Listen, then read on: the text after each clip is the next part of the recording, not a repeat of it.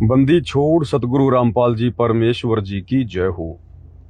सत्साई भाई और बहनों, बहुत बड़ी दया पूज्य गुरुदेव भगवान की, सतगुरु रामपाल जी परमेश्वर जी की, जिनके शुभ आशीर्वाद से, विशेष आशीर्वाद से आप और हम सभी सत्सेवक भाई बहन साध संगति से जुड़े हुए हैं। साध संगति से जुड़कर ज्ञान को आधार बनाकर हर प्रकार से मर्यादाओं में रहते हुए, संघर्ष करते हुए परमपिता परमेश्वर जी के साथ उनके शौद स्वरूपी विमान में बैठकर वापस अपने घर शतलोक जाने की तैयारी में लगे हुए हैं। उसके लिए भाई और बहनों, जो सबसे आवश्यक चीज है वो गुरुदेव भगवान ने बताई, मर्यादा। मर्यादा टूटी तो भगत की किस्मत फूटी।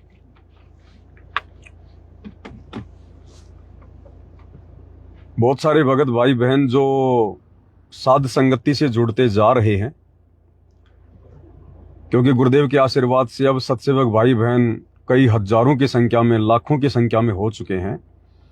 हजारों की संख्या में तो प्रत्यक्ष हैं, लेकिन लाखों की संख्या में वो हैं जिन्होंने साध संगति की वीडियो देख देख कर सच्चाई को जानकर उन आश्रमों में जाना बंद कर दिया और फिलहाल अपने घर पर ही बैठकर भक्ति कर रहे हैं और विचार कर रहे हैं कि साध संगति में कब जाया जाए, कब खुल के सामने आया जाए। तो देखो भाई और बहनों, खुल के सामने आने की, साध संगति में आने की कोई आवश्यकता नहीं है। खुल के सामने आने का मतलब अब कहीं फिजिकली तो साध संगतियां होती नहीं है कि भाई पहले की तरह हम 1000 भगत इकट्ठे हो रहे हैं, 2000 भगत इकट्ठे हो रहे हैं, 500 भगत इकट्ठे हो रहे हैं। अब वो दौर तो देखो भाई और बहनों जा चुका है, वो दौर तो फिर से नहीं आएगा। उस दौर में जिन जिन आत्माओं ने लाभ उठा लिया, अब वो तो उनकी किस्मत। अब परमेश्वर ने सोशल मीडिया हमें दी है, तो अब सोशल मीडिया के माध्यम से परमात्मा अपना प्रचार प्रसार करवा रहे हैं। हाँ, इतना है, थोड़ा सा नेटवर्क का इश्यू है भाई और बहनों, कोई बात नहीं। तो अब इतना है, अगर आपको साध संगति की बातें समझ में आ गई हैं, परमात्मा दया कर रहे हैं, क्योंकि सत्य से जुड़ने की प्रेरणा परमात्मा ही कर सकते हैं और कोई नहीं करता। तो आप जिस साध संगति की वीडियो देखकर खुद भी ज्ञान को आधार बनाएं, अपनी मर्यादाओं को टूटने से बचाएं और जितना हो सके इन वीडियो को अन्य भगत भाई बहनों को जगाने के लिए आप जी सोशल मीडिया पर शेयर करें। अब यही साध संगति से जुड़ना है। और बाकी देखो, आने वाले समय में तो भाई और बहनों सत्य के साथ पूरी दुनिया जुड़ेगी। सत्य मतलब साध संगति नहीं, सत्य मतलब सतगुरु रामपाल जी, सतगुरु रामपाल जी का मिशन।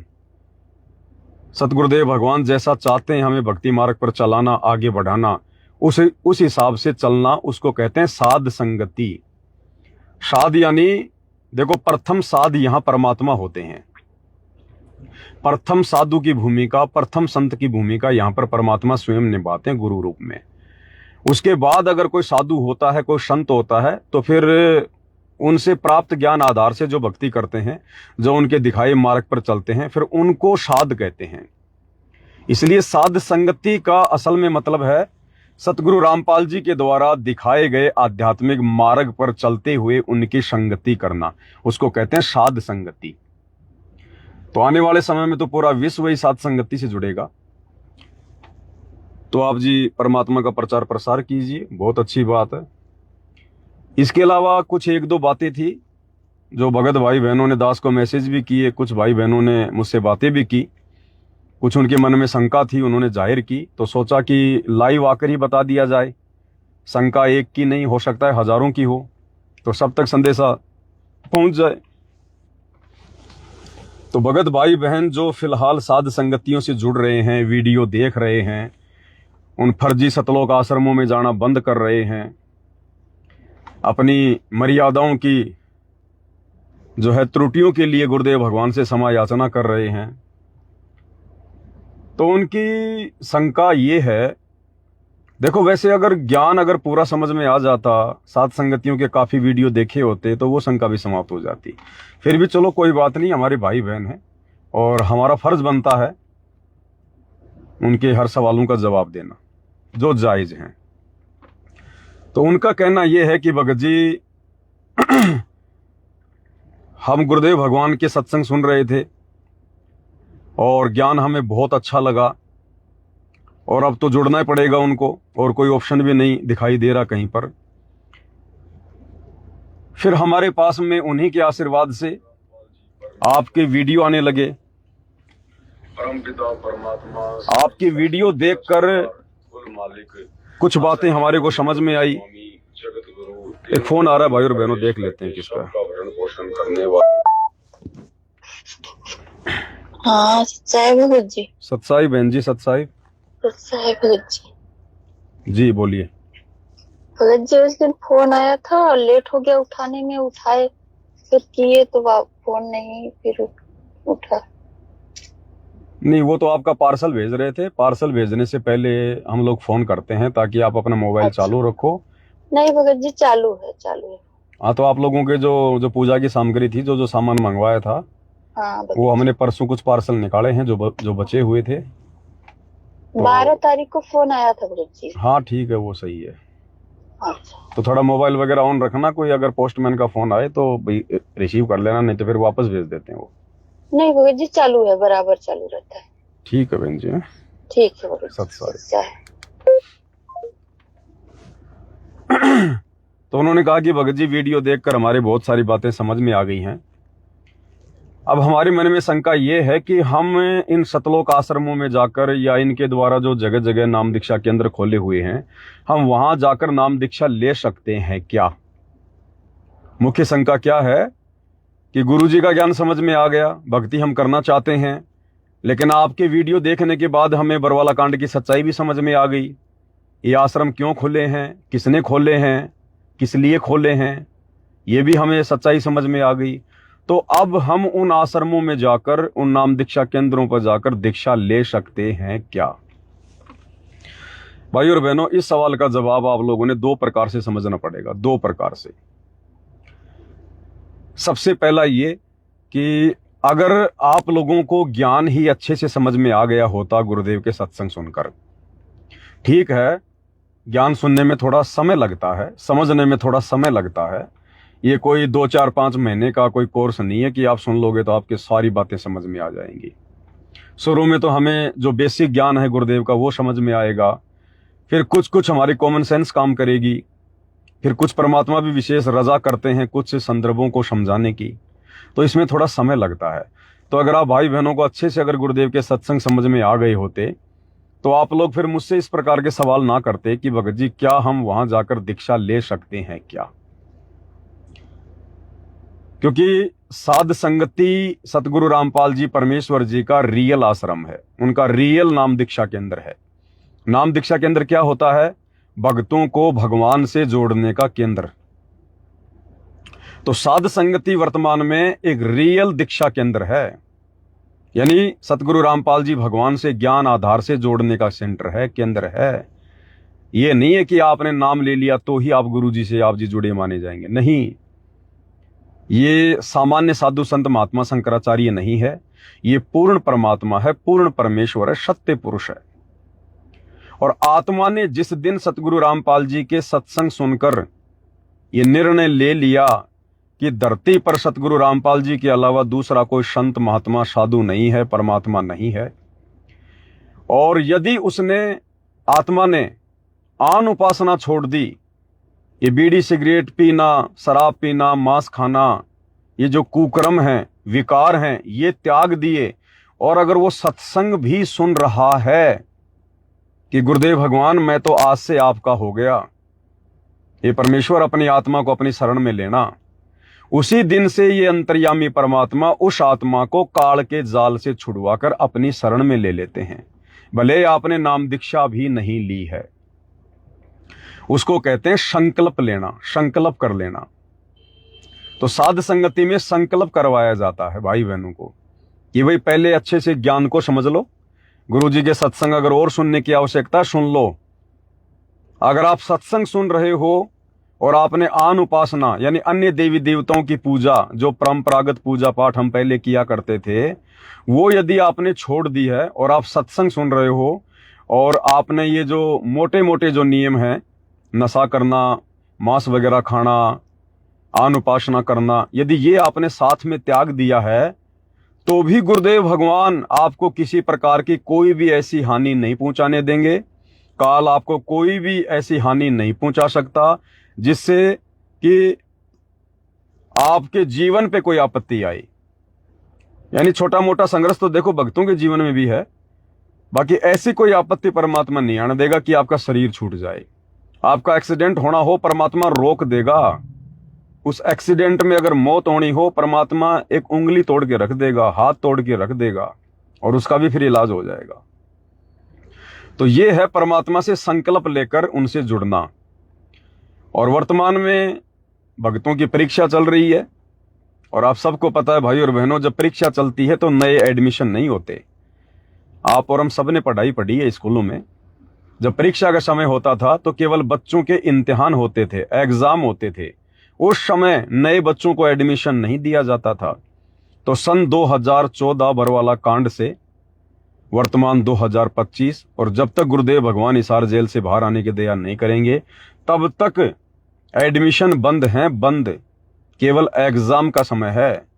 और ये जो एडमिशन दिए जा रहे हैं, ये तो जबरदस्ती दिए जा रहे हैं, अपने धार्मिक धंधे के लिए दिए जा रहे हैं, अपने स्वार्थ के लिए दिए जा रहे हैं। जैसे आजकल ये प्राइवेट स्कूल, ये एक धंधा है, एक बिजनेस है। और ये लोग एडमिशन के लिए कितनी मारामारी करते हैं। लोगों के घर घर जाएंगे, समय से पहले लोगों के पास जाएंगे, अजी हमारे स्कूल में ये सुविधा है, ये है, वो है। यानी बच्चों को पहले ही माता पिता से बांध लेते हैं कि आपके बच्चे को हमारी स्कूल में भेजना, क्योंकि वो उनका बिजनेस है, उनका धंधा है। उनको चिंता है कि कहीं कोई दूसरा ना ले जाए। तो इसी प्रकार सतगुरु रामपाल जी ने तो 2014 के बाद जेल में जाकर, जेल में बैठकर बाहर नए एडमिशन बंद कर दिए थे। और उसके बाद अगर ये नए एडमिशन दिए जा रहे हैं तो ये भाइयों बहनों जबरदस्ती का काम है। अब उन आत्माओं की गलती नहीं है, उन भाई बहनों की गलती नहीं है जिन्होंने 2014 के बाद में एडमिशन ले लिया, यानी नाम दीक्षा लेकर जुड़ गए या संकल्प दीक्षा लेकर जुड़ गए। उनका कोई दोष किसी प्रकार का नहीं है, क्योंकि उनको तो परमात्मा चाहिए था। युगों युगों से आत्मा भटक रही है, और जब ये ज्ञान सुनने को मिलेगा, पढ़ने देखने को मिलेगा, तो आत्मा रह नहीं सकती, जो अधिकारी आत्मा होगी। तो वो तो परमात्मा से जुड़ी हैं, उन आत्माओं का कोई दोष नहीं है। दोष उनका है जिन्होंने अपने धार्मिक धंधे के लिए जाके जबरदस्ती ये इस प्रकार का कार्य किया है। क्योंकि देखो बच्चों ने तो स्कूल जाना ही, आगे एडमिशन लेना ही है, लेकिन जबरदस्ती उनके घरों पे जाके उनके माता पिता को कन्विंस करना, समझाना, ये उनका धार्मिक धंधा है। बच्चों की गलती नहीं है। तो अगर आपको ज्ञान ही समझ में आ गया होता, और सात संगति की वीडियो अगर आपने अच्छे से सुन ली होते, समझ ली होते, तो फिर आपको ये विश्वास बन जाता। और विश्वास के बिना फिर आगे ना नाम चलता, ना भक्ति चलती। कहे कबीर सुनो बेसादो, मैं तो हूं विश्वास में। फिर आपको विश्वास हो जाता कि भाई ये भगवान का मार्ग है, सच्चा मार्ग है, परमात्मा धरती पर है, उन्हें सब कुछ पता है कि हमारी मनसा क्या है, हमारी नीयत क्या है। हम तो भगवान के लिए जुड़ना चाहते हैं, और वर्तमान में गुरुदेव जेल में हैं, तो हम कहाँ जाएं? हमें क्या पता कि नाम दीक्षा के अंदर उनके आदेश से हैं या नहीं है। हम क्यों विश्वास करें किसी जीव के ऊपर? और भगवान है तो जेल से बाहर भी आएगा, ये थोड़ी ना कि जेल में बैठने आया है। तो जब इतना विश्वास हो जाता, तो फिर वर्तमान में उनकी गैर हाजिरी में सबसे पहले तो आप बरवाला कांड की घटना को जानने का प्रयास करते। सबसे पहले आप ये जानने का प्रयास करते कि भाई ऐसा परम संत जिसका ज्ञान इतना कमाल का, मेरे विकारों तक को छुड़वा रहा है, अपने से जुड़ने की प्रेरणा कर रहा है, ऐसा ज्ञान आज से पहले ना सुना ना देखा। फिर ऐसा परम संत भला क्या गलती कर सकता है जो दुनिया की गलतियां छुड़वा रहा है? वो परम संत भला ऐसी क्या गलती करेगा जो पिछले 10-12 साल से जेल में बैठना पड़ेगा? तो जो समझदार आत्मा होगी, जो विवेकी आत्मा होगी, वो सबसे पहले जड़ में जाएगी कि गुरुजी के जेल जाने का कारण क्या है। मेरे गुरु ने ऐसी क्या गलती कर दी? क्या ये गुरु गलती कर सकता है? तो सबसे पहले वो ज्ञानी आत्मा, वो ज्ञानी भगत उस समस्या की जो है जड़ को देखेगा। और अगर समस्या की जड़ में वो जाता, अगर इतना वो विचार करता, तो फिर बरवाला कांड उसकी आंखों के सामने आ जाता। और बरवाला कांड की सच्चाई समझकर फिर वो खुद ही दूरी बना लेता कि ये सारा का सारा कांड तो गुरुजी के परिवार वालों की देन है। ये तो गुरुजी के परिवार वालों का मनमाना आचरण है, जिन्होंने जबरदस्ती गुरुजी की तारीखों पे तारीखें कैंसिल करवाई, झूठे मेडिकल सर्टिफिकेट दे के कोर्ट को गुमराह किया गया। गुरुजी को ना जाने एक आम व्यक्ति समझकर, गुरुजी तुम बीमारी का ढोंग करो, तुम बीमारी का नाटक करो, हम डॉक्टरों की टीम लेकर आ रहे हैं, आप गुरुजी बेड पर लेट जाना, हम डॉक्टरों को सेटिंग कर लेंगे, डॉक्टरों को समझा देंगे, हम सेट कर लेंगे, हैं? तो इन्होंने पूरा षड्यंत्र इस प्रकार से किया, गुरु को आम मानुष समझकर। तो फिर वो आत्मा इन आश्रमों से जुड़ने का वर्तमान में विचार नहीं करती और संकल्प लेकर, क्योंकि फिर ऐसी आत्मा के पास परमात्मा मुझ पवन दास की वीडियो भी आसानी से पहुंचा देते हैं किसी न किसी बहाने। वो खोलेगा मोबाइल और आ जाएगा पवन दास का वीडियो और फिर वो कैच कर लेगा कि हाँ अब मुझे समस्या की जड़ मिल गई, अब मुझे समाधान मिल गया। तो अगर आपको ज्ञान अच्छे से समझ में आ गया होता, साथ संगति की वीडियो अच्छे से समझ में आ गई होते, तो आप जी इन आश्रमों से जुड़ने का विचार भी ना करते कि वहां जाकर हम दीक्षा ले सकते हैं क्या। और आप संकल्प लेकर विश्वास के साथ ज्ञान को आधार बनाकर मर्यादाओं में रहकर अपनी भक्ति करते। भाई खाली एक नाम ही तो नहीं जपना, बाकी तो साथ संगति में संकल्प लेकर सारी वो क्रिया कर रहे हैं जो हम कर रहे हैं। तीनों समय की आरती करना, गुरु जी को भोग लगाना और अपना देसी घी का दीपक जलाना, गुरु जी के सत्संग सुनना, मर्यादा निभाना, और क्या होती है भक्ति। और नाम दीक्षा जब गुरु जी आ जाएंगे उसके बाद में नाम दीक्षा भी मिल जाएगी। तो ये तो है साध संगति से जुड़कर सत भक्ति करने की प्रोसीजर। अगर विश्वास है तो, अगर आपने ज्ञान आधार बनाया है तो, अगर आप जल्दबाजी में जुड़ गए, ज्ञान आधार बनाया नहीं, देखा देखी में जुड़ गए, निष्कर्ष आपने निकाला नहीं, तो फिर वो परमात्मा फिर पूर्ण लाभ नहीं देगा साथ संगति से जुड़ने के बाद भी। क्योंकि मालिक पूर्ण लाभ उसी को देगा जिसकी आत्मा शुद्ध हो, जिसका हृदय शुद्ध हो, जिसके अंदर कोई द्वंद्व ना हो, कोई छल कपट ना हो, और जो अपने गुरु को ही अपना सब कुछ मान के और अपनी भक्ति करे, नियम मर्यादाओं में रहे और बकवादों से बचे। बस फिर परमात्मा साथ ही है, दूर कहां भगवान। अरे जो भगवान अनुपदेशी अन्य लोगों को संभाल रहा है, आज राजाओं को राज कौन दे रहा है, मंत्रियों को मंत्री पद कौन दे रहा है, उन्हीं की भक्ति से। यही परमात्मा कबीर सतगुरु रामपाल जी, आपके गांव में कोई सरपंच बना है, किसने सरपंच बना दिया? उसके भाग्य ने, उसके संस्कार ने, उसकी किस्मत ने। वो किस्मत किसने बनाई? भक्ति ने। भक्ति कौन सी? इसी कबीर भगवान सतगुरु रामपाल जी की भक्ति। तो सबको परमात्मा ही तो दे रहा है तीनों लोकों में प्रवेश करके। और जब हम वर्तमान में उनसे संकल्प ले लेंगे तो क्या हमें नहीं देगा? अरे हम तो जुड़ना चाहते हैं, हम तो नाम लेना चाहते हैं, लेकिन क्या करें, मजबूरी है। गुरुजी वर्तमान में जेल में हैं, दीक्षा केवल अपने गुरुजी से ली जाती है, गुरु भाइयों से थोड़ी ली जाती है। अब कई कह देते हैं कि वो तो डीवीडी से दी जाती है, तो डीवीडी अपने आप चल जाती है क्या उसके सामने बैठते ही? डीवीडी का कान कौन मरोड़ रहा है? डीवीडी का बटन कौन दबा रहा है? तो निमित्त कौन हो गया? वो भगत हो गया। और दूसरा, गुरु का आदेश नहीं है। अगर गुरु का आदेश हो डीवीडी से नाम दीक्षा देने का, तो फिर तो गुरु का वचन काम करेगा, गुरु का शब्द काम करेगा, वो डीवीडी भी वही काम करेगी जो सतगुरु साक्षात देंगे दीक्षा। लेकिन वर्तमान में तो परीक्षा का समय है, अभी तो छटनी का समय है। गुरु का कोई आदेश नहीं है, किसी को कोई आशीर्वाद नहीं है इस प्रकार से नाम दीक्षा दिलवाने का। ये तो केवल धार्मिक धंधा उनके परिवार ने खोल दिया, और लोगों ने ये समझकर कि ये उनके परिवार वाले हैं, ये जो करेंगे अच्छा ही करेंगे, इसलिए लोग वहां जा जाके दीक्षा ले रहे हैं। और उसके बाद भी लोगों को लाभ मिल रहे हैं। अब इसका भी कारण है, क्योंकि मालिक को तो पता है कि जो लोग आ रहे हैं इस मार्ग में कोई आएगा तो इतनी आसानी से नहीं आएगा। इस मार्ग में आसानी से सीधे सीधे वही आत्मा आएगी जो पिछले जन्मों की परमात्मा की विशेष पुण्यकर्मी आत्मा होगी। अन्यथा सतगुरु रामपाल जी के मार्ग में तो वो प्राणी आएगा जो हर कहीं से धक्के खा के आएगा, हर कहीं से दुखी हो चुका होगा, परेशान हो चुका होगा, साधु संत महात्माओं की शरण में रह चुका होगा, देवी देवताओं को तीर्थ व्रत सब कुछ कर चुका होगा। वो आदमी आएगा अंत में कि अब तो धरती पर कोई और ठिकाना नहीं है। और ऐसी आत्मा को फिर परमात्मा अपने कोटे से राहत देता है, ना कि वर्तमान में इन फर्जी सतलोक आश्रमों से नाम दीक्षा लेने के कारण। क्योंकि मालिक को पता है कि ये मेरी प्यारी आत्मा हर जगह से भटक के आई है, और इसका भक्ति और भगवान से विश्वास इसका उठता जा रहा है। और काल यही चाहता था। अब अगर इस आत्मा को मैं, जिसने इन नाम दीक्षा केंद्रों से नाम लिया है या आश्रमों से नाम लिया है, जो मेरे आदेश के बिना खोले गए हैं, अगर अब भी मैं इसको थोड़ा बहुत कोई लाभ, राहत, ये जिस भी बीमारी से पीड़ित है, जिस भी भूत प्रेत बाधा से पीड़ित है, जो भी इसको कोई समस्या है, अगर मैं इसको थोड़ा बहुत राहत नहीं दूंगा तो अब ये आत्मा बिल्कुल नास्तिक हो जाएगी। नास्तिक, इसका भक्ति और भगवान से विश्वास उठ जाएगा। और भगवान तो भक्ति और भगवान में विश्वास पैदा करने आते हैं, तोड़ने थोड़ी आते हैं। तो वो परमात्मा वर्तमान में उन आत्माओं को अपने कोटे से, अपनी तरफ से थोड़ी बहुत राहत दे रहा है, ताकि उनका विश्वास बना रहे, भक्ति मार्ग से जुड़े रहें। अन्यथा इन नाम दीक्षा केंद्रों से नाम दीक्षा लेने से कोई लाभ नहीं है भाई और बहनों, किसी भी प्रकार का। अब दूसरा कारण क्या है? एक तो आपको बता दिया संकल्प वाला, अगर ज्ञान आधार और विश्वास, ये दो चीजें जरूरी हैं संकल्प दीक्षा वालों के लिए। अगर आपने ज्ञान आधार नहीं बनाया, आपका विश्वास अपने गुरुदेव के प्रति दृढ़ नहीं है, तो भैया साध संगति से जुड़ने का कोई लाभ नहीं है आपको। परमात्मा अपनी तरफ से वो विशेष राहत प्रदान नहीं करेगा फिर।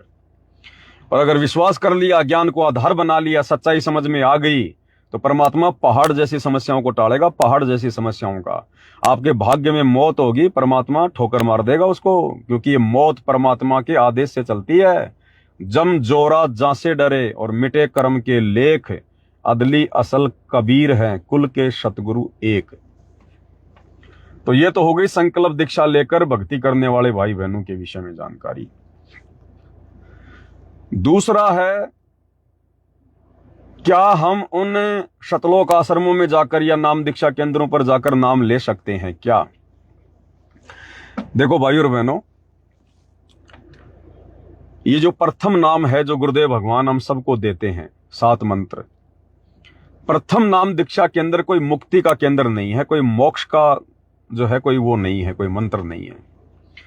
इसमें देवी देवताओं के मूल मंत्र हैं, बीज मंत्र हैं, ब्रह्मा और शांतरी के, गणेश जी के, विष्णु लक्ष्मी जी के, दुर्गा जी के, शंकर पार्वती जी के।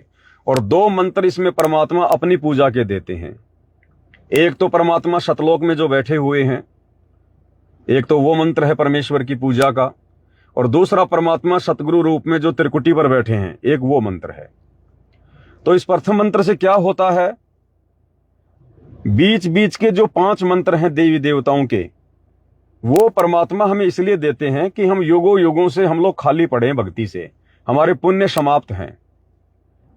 तो जैसे ही हम ये मंत्र प्राप्त करेंगे तो परमात्मा क्या करेंगे कि ब्रह्मा विष्णु महेश के माध्यम से, जो कि यहाँ के मैनेजर हैं, इस भक्ति रूपी पेड़ की टहनियां हैं जिनके फल लगते हैं, परमात्मा इन देवी देवताओं के माध्यम से आप और हमारी जो सुविधाएं जो बंद पड़ी थी, वो सुविधाएं परमात्मा शुरू करवा देते हैं जब हम इनके बीज मंत्र जाप करना शुरू कर देते हैं।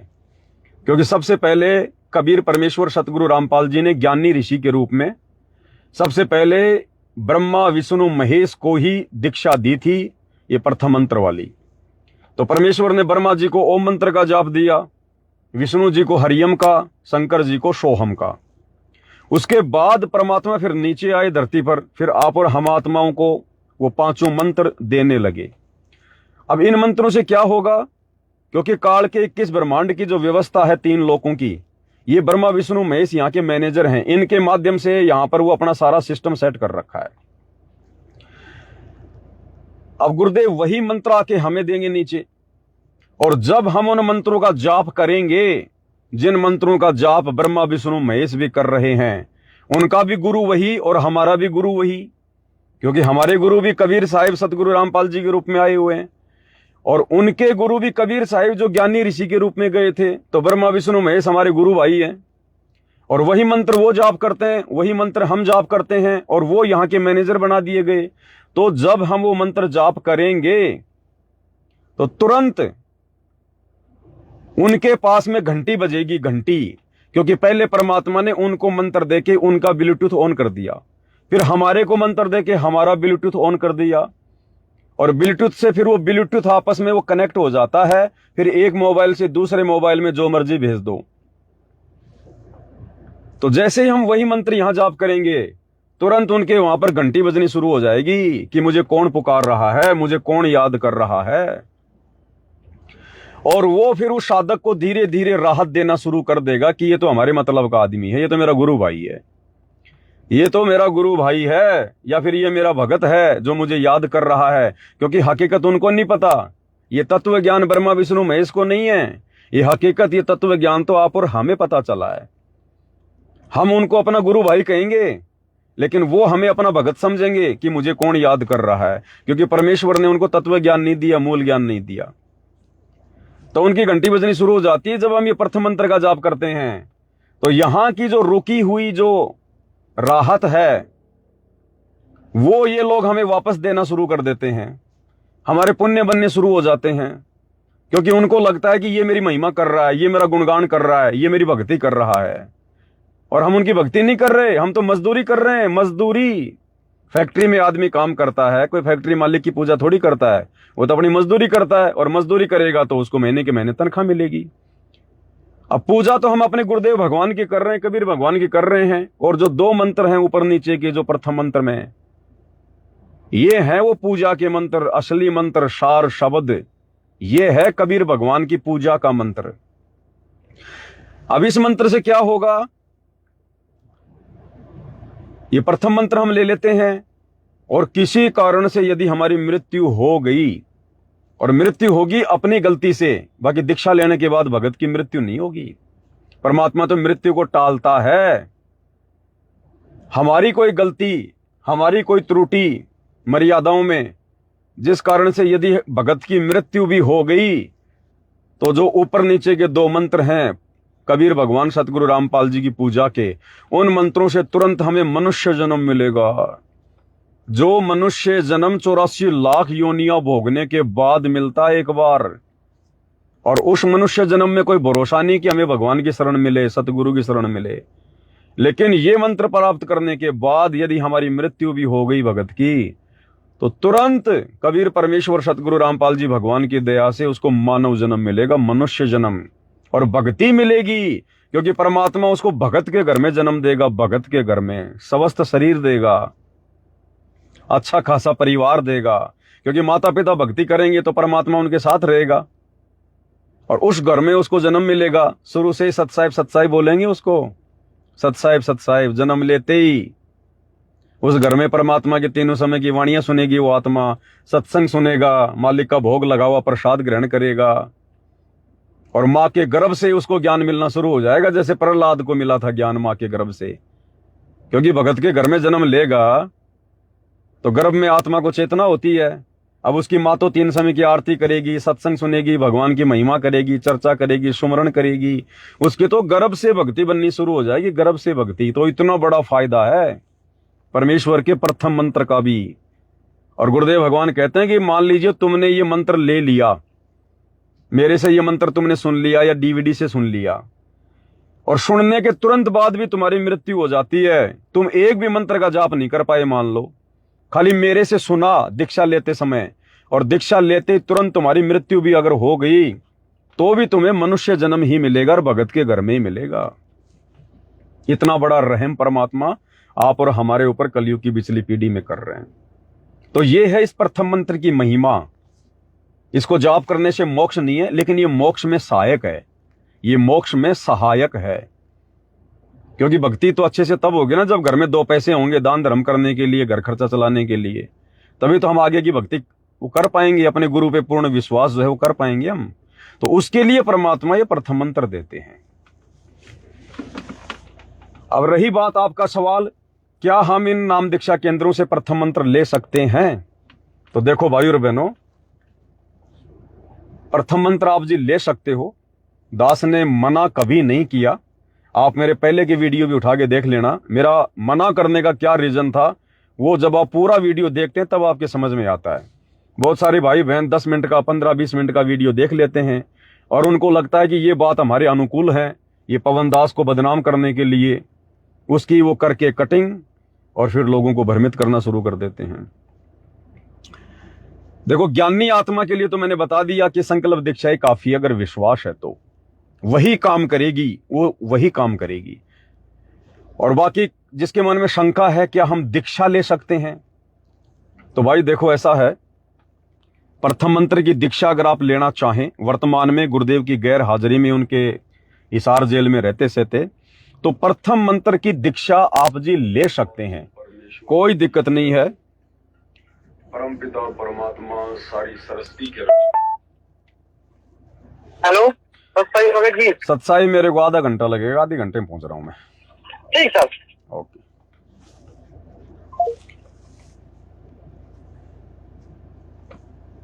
ये हमारे सैन साहब हैं, जगत वाले भाई हैं, जहां से दास सेविंग करवाता है।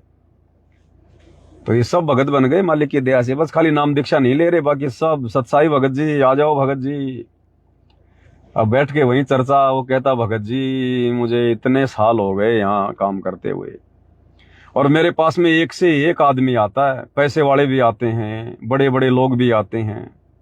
लेकिन भगत जी हम दिल से कह रहे हैं, हम हकीकत में कह रहे हैं भगत जी, आपको इस कुर्सी पर बैठाकर आपकी सेविंग करने में मुझे जो मजा आता है, जो आनंद आता है भगत जी, मुझे उन पैसे वालों के पास नहीं आता। और भगत जी आप, हमारी आत्मा खुश हो जाती है। और भगत जी हम दिल से कह रहे हैं, क्योंकि और 2-4 लड़के काम करते हैं ना उसके पास में। भगत जी आप इनसे पूछ सकते हो, इनसे, वो मुसलमान है, भगत जी आप इनसे पूछ सकते हो, इन लोगों से।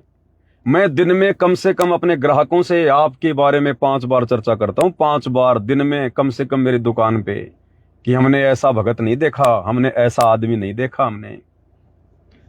क्योंकि दास तो मालिक की चर्चा करता है ना सारी की सारी उसके साथ में।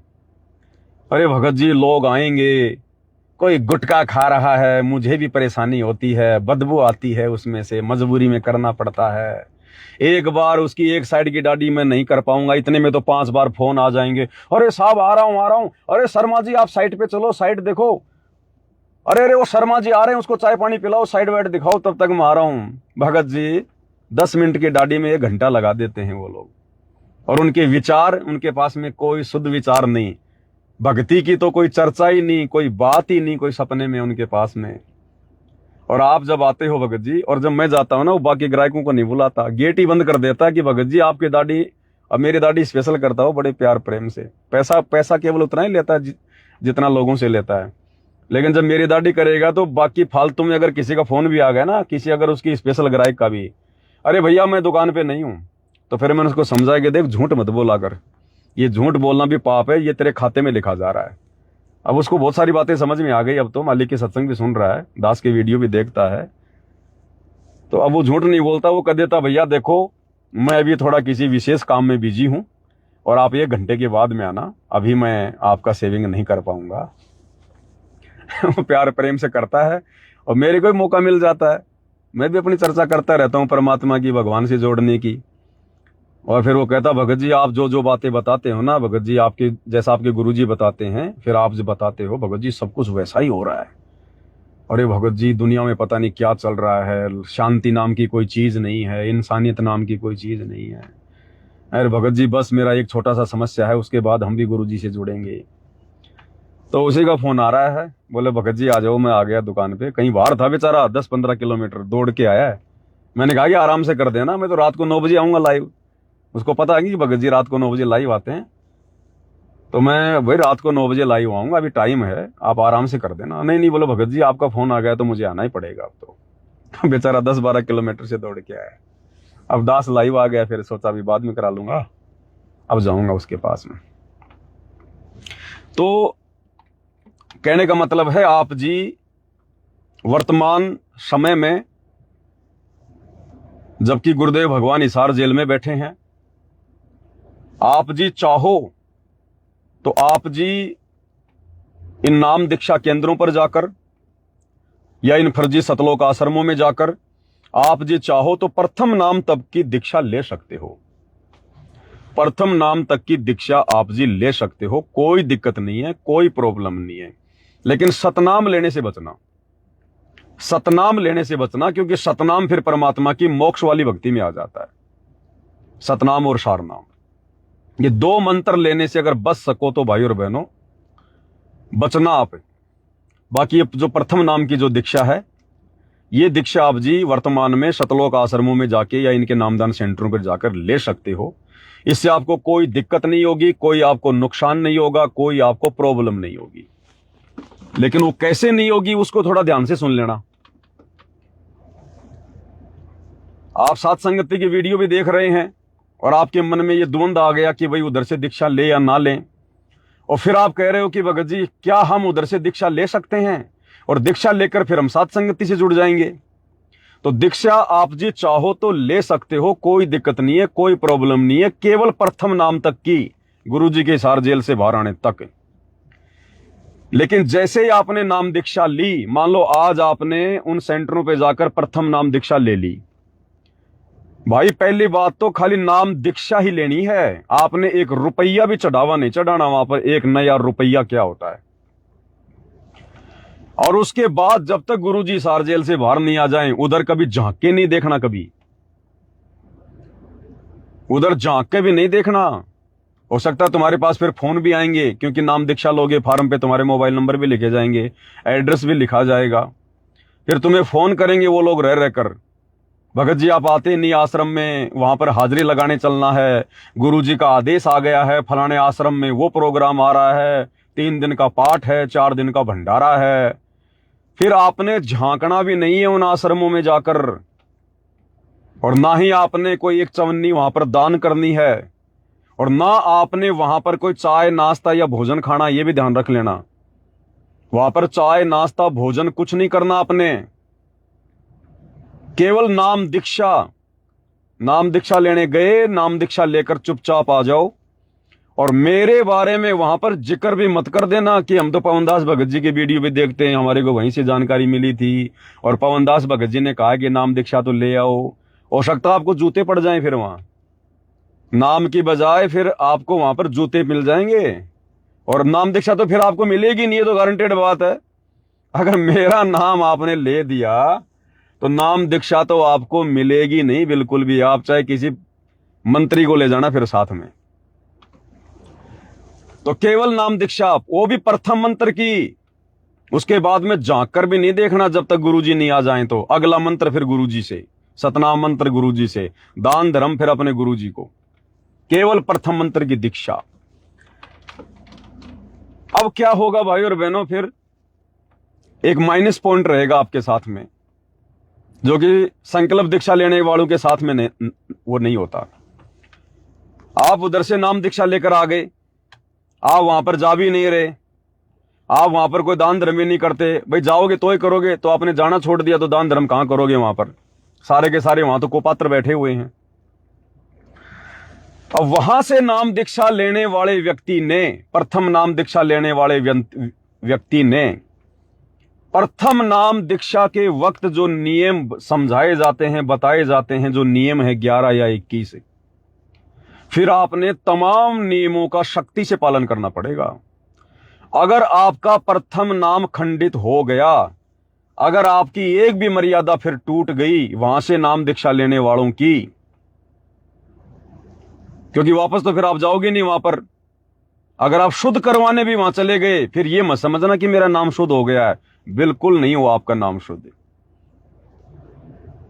फिर यदि आपने प्रथम मंत्र को खंडित कर दिया, फिर यदि आपने मर्यादाओं में कोई मर्यादा तोड़ दी, आपसे कोई गलती हो गई, फिर भाई और बहनों आपकी दुर्गति ही शुरू होगी। फिर आप गुरुजी से कितनी प्रार्थना कर लेना, गुरुजी से कितनी मिन्नत कर लेना, कितना है उन आश्रमों में जा जाके आप ज्योति पाठ करवा देना, कितना है आप उन भंडारों में चले जाना, और कितनी बार आप नाम शुद्ध करवा लेना, फिर आपका वो प्रथम मंत्र शुद्ध भी नहीं होगा।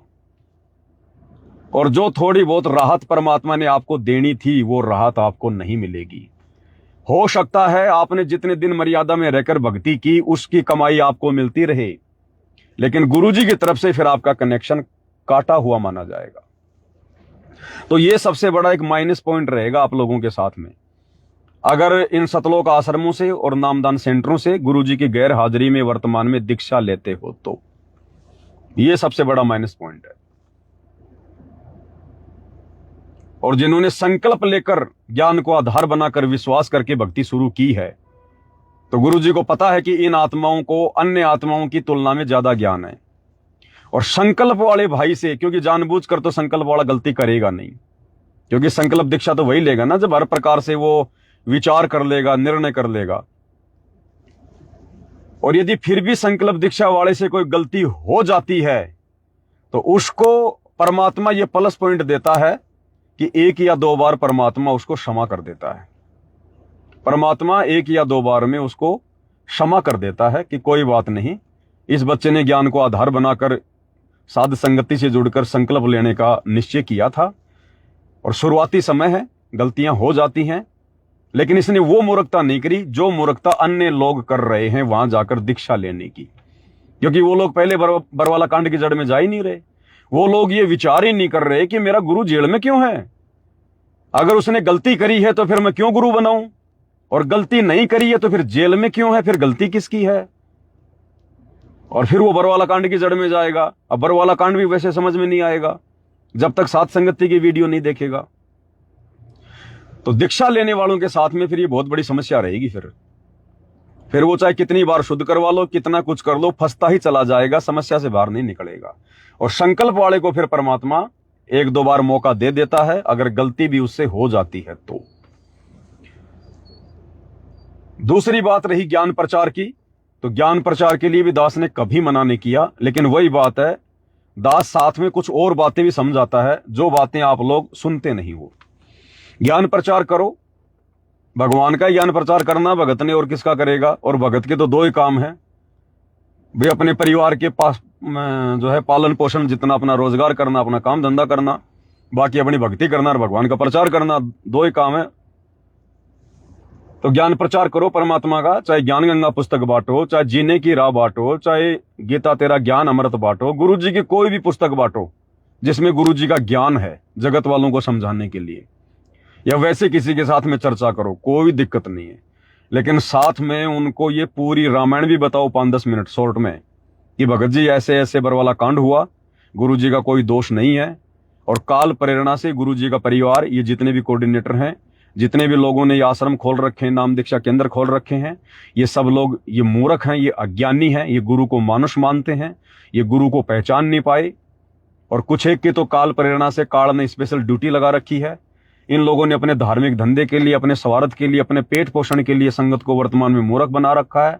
गुरुजी के परिवार के पास में वो डीवीडी थी नाम दीक्षा की, जो गुरुजी ने आने वाले समय के लिए तैयार कर रखी थी। इन लोगों ने डीवीडी से नाम दीक्षा देना शुरू कर दिया। भले इन्होंने परमात्मा से पूछ के नाम दीक्षा देना शुरू किया हो, लेकिन ये परीक्षा का समय है। परमात्मा तो सबकी परीक्षा ले रहा है। सारा ज्ञान भगवान ने पहले दे दिया कि मेरे जाने के बाद में डीवीडी से दीक्षा दी जाएगी। फिर गुरुजी से पूछने की क्या जरूरत पड़ गई थी, क्या गुरुजी हम डीवीडी से नाम दीक्षा शुरू कर दें? तो कहने का मतलब है, उनको ये भी समझाओ थोड़ा बहुत ये घटनाक्रम कि गुरुजी जेल में क्यों हैं, और वर्तमान में गुरुजी की पीठ पीछे, उनकी गैर हाजिरी में उनके परिवार वाले, उनके बेटा बेटी, भाई बंधु रिश्तेदार, ये कोऑर्डिनेटर, ये क्या अपना सिस्टम सेट करके बैठे हैं, संगत को कैसे मूर्ख बना रहे हैं। तो आप जी संकल्प लेकर भक्ति शुरू कर सकते हैं, अगर आपको ये ज्ञान समझ में आ जाए तो, पुस्तक पढ़ने के बाद या गुरुजी की ऑडियो वीडियो में सत्संग सुनने के बाद। उसके बाद आप जी संकल्प लो और परमात्मा का जो मर्यादा है उनको अच्छे से समझो, मर्यादा निभाओ, सत्संग सुनो, घर में ज्योत जलाओ परमात्मा के नाम की, देसी घी की अखंड ज्योत, और गुरुजी को संकल्प कर लो कि गुरुदेव भगवान, आज के बाद में अन्य किसी भी देवी देवता की, ब्रह्मा विष्णु महेश की, माता मसाणी की कोई पूजा नहीं करूंगा, एकमात्र आप ही की पूजा करूंगा। आप ही को अपना भगवान, अपना परमात्मा, अपना सतगुरु मानूंगा। और मालिक, आपकी मर्यादा निभाने की पूरी कोशिश करूंगा। मालिक, मैं 2 कोटि का तुच्छ जीव हूं। परमेश्वर, आप अपना आशीर्वाद बना के रखना। आपके विशेष आशीर्वाद के बिना परमात्मा भक्ति सफल नहीं हो सकती। तो वो परमात्मा है, आत्मा का साथी है, अंतर्यामी है। उसी समय आत्मा को अपने कब्जे में ले लेगा, काल के जाल से छुड़वा लेगा। और अगर उसकी मर्यादाओं में रहते हुए अपना भजन पानी करेंगे तो परमात्मा साथ रहेगा।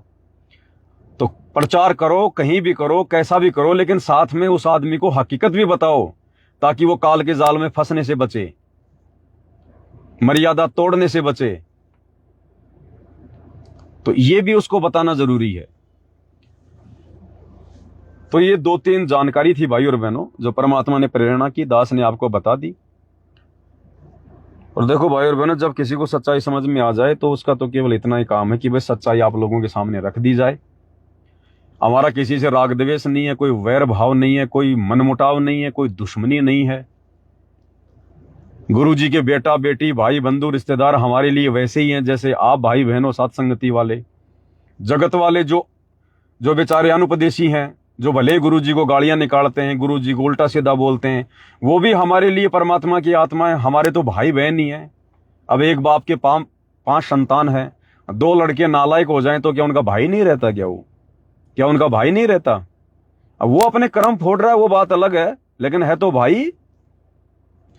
तो इस संसार के जितने भी प्राणी हैं, इंसान, स्त्री पुरुष, और जितने भी जीव जंतु हैं, गधे कुत्ते सूअर, ये भी हमारे भाई बहन हैं। लेकिन ये इन योनियों में अपना वो कर्म भोग रहे हैं, क्योंकि इनके कर्म बहुत ज्यादा इनके बिगड़े हुए हैं, जिस कारण से इनको पशु योनियां, पक्षी योनियां, कीट पतंग, ये योनियां इनको प्राप्त हैं।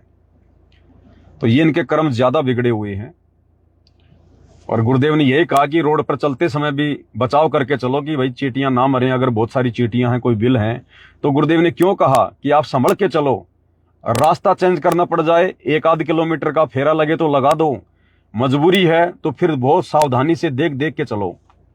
क्यों कहा? क्योंकि वो भी हमारे भाई बहन हैं, वो मरते हैं तो उनको भी उतना ही दर्द होता है जैसे हमें दर्द होता है। हमारा शरीर हाथी की तुलना में कितना है?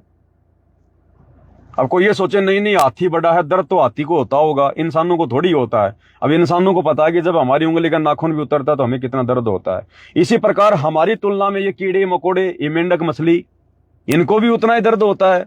अब कोई ये सोचे कि इनको कोई विशेष कोई दर्द नहीं होता होगा, नहीं। सूक्ष्म जीव जो दिखाई भी नहीं देता, वो भी जब देखो हम अगर यूं कर रहे हैं ना, तो भी ना जाने हजारों लाखों जीव मर चुके हैं। इस हवा में इतने सूक्ष्म जीव हैं, सतलोक से कोई 2, 4, 5, 10 थोड़ी आए थे, गिनती नहीं गिनती। गुरुजी ने कहा कि बच्चों एक बहुत बड़ा महल है, राजा का बहुत बड़ा महल, और उस महल में के एक कोने में एक माचिस की डिब्बी रख दो, इतनी सी। कहते हैं जितने माचिस की डिब्बी में गेहूं के बीज आएंगे, केवल सतलोक से केवल इतनी आत्मा यहां आई है, केवल इतनी आत्मा। और वो आत्मा भी इतनी है जिनकी गिनती नहीं, यहां पर जिनकी गिनती नहीं। तो सतलोक में तो कितने भाई बहन है हमारे, कितनी बड़ी वो दुनिया है, कितना बड़ा वो लोक है, यहां तो गिनती नहीं भाई और बहनों। हम जोर से बोलते हैं उसमें भी जीव मर जाते हैं, सूक्ष्म जीव। इसलिए तो गुरुजी ने टाली वाली बजाने के लिए मना किया है। ये घंटा शंख ये टाली वाली बजाने के लिए क्यों मना किया गुरुदेव ने? उस टाली से भी ना जाने सैकड़ों की संख्या में, हजारों की संख्या में सूक्ष्म जीव चिपके हुए हैं, और उसकी आवाज से बेचारे मर जाते हैं वो। जैसे आप और हमारे पास में अचानक से रेलगाड़ी हॉर्न बजा दे तो कितना हमें जो है वो होता है, ऐसे ही कुछ जीव तो इतने बारीक हैं कि वो आवाज से भी मर जाते हैं, गाड़ियों के हॉर्न की आवाज से भी, वो टाली बजाने से उसकी आवाज से भी जीव मर जाते हैं। तो वो भी मालिक की आत्मा है। इसलिए गुरुदेव हमें सावधानी बताते हैं कि हमने अपनी तरफ से जानबूझकर कोई भी ऐसा भक्ति विरुद्ध कर्म नहीं करना जिससे परमात्मा का विधान टूटे, उनकी मर्यादा टूटे, जीव आत्माएं मरें, उनकी हत्या हो। इसलिए गुरुदेव भगवान भगत को हर प्रकार से बचाते हुए चलते हैं। तो हमारा किसी से कोई वैर भाव नहीं है भाई और बहनों। यदि हमसे कोई वैर भाव जानबूझ के करता है अज्ञानता के कारण, तो वो दोष उसका है, वो दोष हमें नहीं लगेगा। हम मैनेजमेंट वालों को, इन कोऑर्डिनेटरों को, गुरुजी के बेटा बेटी, भाई बंधु रिश्तेदारों को हम अपना भाई समझ रहे हैं, हम अपना भाई समझ रहे हैं। ये नहीं समझ रहे इन्होंने हमारे पर मुकदमे कर रखे हैं, जेल करवा दी, मारपीट कर ली। हमने तो नहीं करवाए, हम भी चाहते तो सैकड़ों मुकदमे करवा देते इनके ऊपर, कोर्ट में चक्कर इनको भी हम कटवा सकते थे, लेकिन फिर भगवान का विधान टूट जाएगा। फिर हम भगत कैसे? फिर हमारे अंदर वो दया, वो करुणा, फिर वो कैसे? भाई वो हमें अपना भाई नहीं मान रहे, कोई बात नहीं, वो अपने कर्म फोड़ रहे हैं, लेकिन हम तो भगत हैं, हमने तो सतलोक जाना है, हम तो अपना भाई ही मानेंगे, अपनी बहन ही मानेंगे, और अपने सगे भाई बहनों से ज्यादा बढ़ के मानेंगे। मन में किसी प्रकार का कोई खटास नहीं लेके आएंगे। हाँ, यदि वो गलतियां करेंगे परमात्मा के भक्ति मार्ग में तो भैया बताएंगे, फिर तो संगत को बताना पड़ेगा, संगत को जागरूक करना पड़ेगा, जो गलत किया वो भी बताना पड़ेगा। लेकिन हम इनकी तरह गाड़ी वाड़ी नहीं निकालते, मारपीट नहीं करते, भक्तों को जोश नहीं दिलाते, हम अपने कर्म नहीं फोड़ते। बस हमने इसी प्रकार से, क्योंकि हमारा यहाँ ना कोई शत्रु है, ना कोई मित्र है, ना कोई दुश्मन है, सब परमात्मा के बच्चे हैं। जो जैसा कर्म करेगा अपने भोगेगा। हमें यदि इन कर्मों के जाल से बाहर निकलना है तो गुरुजी के जैसे रह के भक्ति करना पड़ेगा। जैसे सब गुरुजी के बच्चे हैं, और गुरुजी के साथ में कितना अन्याय। क्या गुरु ने आज तक किसी के ऊपर मुकदमा किया आज तक किसी के ऊपर मुकदमा नहीं किया। तो भाई और बहनों, ये विचार करो ये बातें। देखो एक कॉमन सेंस की बात बताता हूं आप लोगों को, छोटी सी। इन सतलोक आश्रम वालों ने, गुरुजी के परिवार ने जो मुझ पवन दास के ऊपर गुरुजी से जो मुकदमा करवा रखा है, तो ये मुकदमा गुरुजी ने अपनी तरफ से नहीं किया, जानबूझ के नहीं किया, मुझसे नाराज होके नहीं किया। ये मुकदमा मेरी परीक्षा थी, मेरी परीक्षा और आश्रम वालों की परीक्षा। और ये मुकदमा आगे चल के क्या रंग लाएगा वो भी आप देखना भाई बहन। ये कोई सामान्य मुकदमा नहीं है, सामान्य मुकदमा नहीं है। गुरुजी 1994 से ज्ञान प्रचार कर रहे हैं, और गुरुजी के साथ में कितनी बदतमीजियां, गुरुजी को गालियां, गुरुजी के साथ में मार पिटाई तक भी लोगों ने की है। सत्संग करने जाते थे, डले मारते थे, पत्थर मारते थे। 2006 में करोथा कांड, 21 महीने गुरुजी को जेल। 2014 में बरवाला कांड, 12 साल से गुरुजी जेल में। क्या गुरुजी ने किसी के खिलाफ एक छोटा सा मुकदमा किया किसी के खिलाफ एक मुकदमा भी? उनके आश्रम तोड़ दिए, उनके आश्रम छीन लिए। गुरुजी चाहते तो सैकड़ों मुकदमे लगवा सकते थे लोगों के। क्या गुरुजी ने एक भी मुकदमा किसी के प्रति किया? नहीं किया। क्यों? क्योंकि वो हम सबके बाप हैं, हमारे पिता हैं, परमात्मा हैं।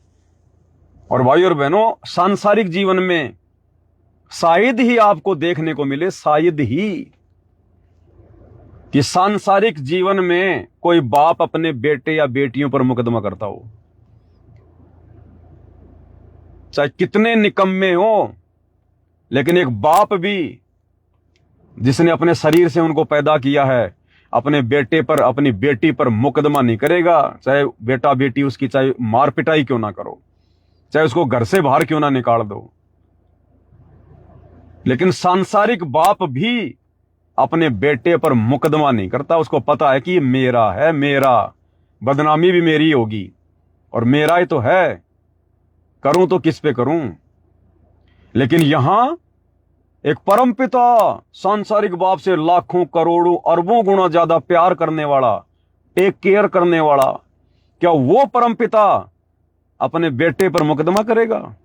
अपनी आत्मा पर मुकदमा करेगा? पवन दास पर मुकदमा करेगा? एक सांसारिक बाप भी ये गलती नहीं करता। तो ये किया नहीं, ये करवाया गया है।